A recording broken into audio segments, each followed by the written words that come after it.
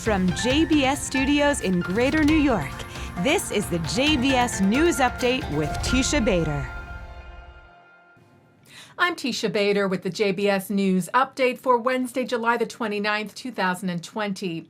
Violence erupted against protesters last night who were demonstrating in Tel Aviv against Israeli Prime Minister Benjamin Netanyahu.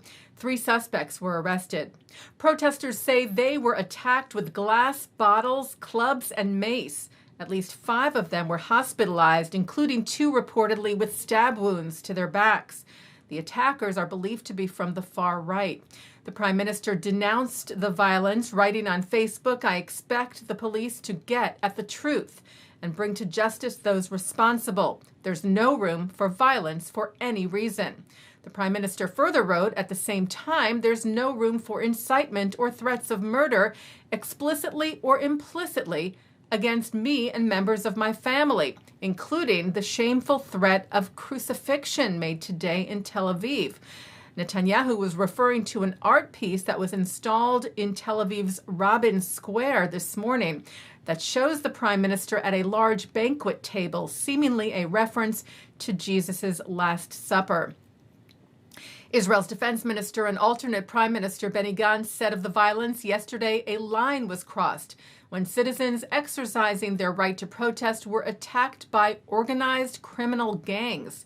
Gantz added, "I intend to call a cabinet meeting on the violent incidents and to work actively with the Israel police to ensure they are dealt with and those who sow baseless hatred and incitement and who harm citizens are punished." Well, outrage over the use once again of Holocaust imagery with regards to the coronavirus pandemic. The Republican Party of Wabasha County in Minnesota shared a meme on their Facebook page over the weekend that compared the requirement to wear masks during the pandemic to the yellow stars of David that Jews were forced to wear by the Nazis. The Jewish Community Action Organization tweeted about the incident, demanding an end to the usage of such imagery, saying it betrays a total lack of both empathy and education.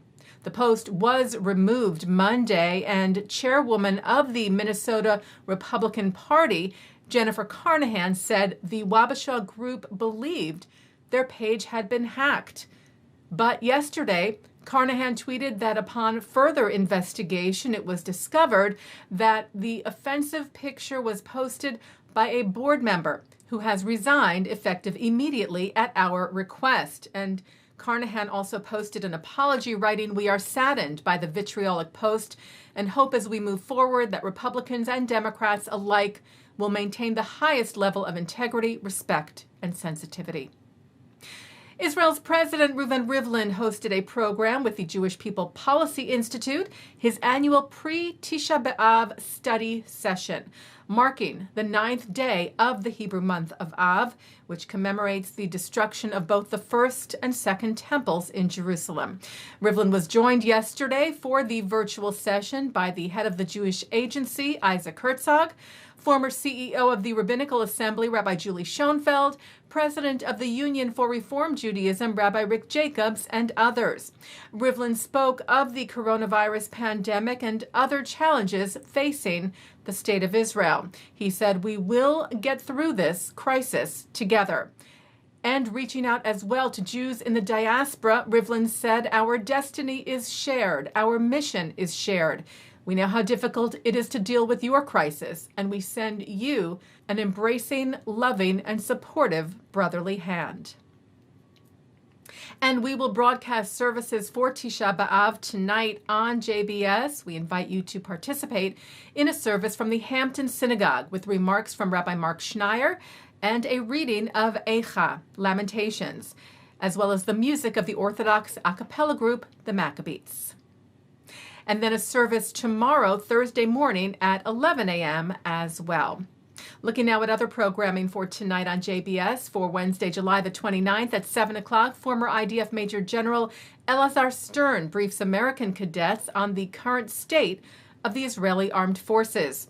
At 7:30, the story of the CCNY Jewish black basketball team that won both the NCAA and NIT tournaments in 1950, destroyed by a point-shaving scandal, with Clyde Haberman, Matthew Goodman, Ron Nadel, and Mort Schneemann.